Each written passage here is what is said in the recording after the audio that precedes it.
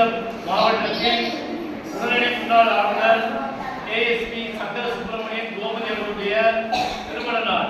இந்த நல்ல நாள்ல இந்த தெய்வ குழந்தைகளுக்கு அவங்க இன்னைக்கு தேநீர் விருது கொடுக்குறாங்க. உணவு குடும்பம் நினைச்சாங்க, இன்னைக்கு எல்லாருமே புத்தாயிருக்கிறதுனால தேநீர் விருது இன்னைக்கு கொடுக்குறாங்க. அதனால அவர்கள் குடும்பம் இறைவன் அருளோடும் உங்களுடைய ஆசீர்வாதத்தோடும் அவர்கள் மென்மேலும் வளர வேண்டும். அவர்கள் இந்த இறைவனால் ஆயுள் ஆரோக்கியம் ஐஸ்வர்யத்தோடு வாழ நாம் அவர்களுக்காக பிரார்த்தனை செய்வோமா? சொல்லுங்க.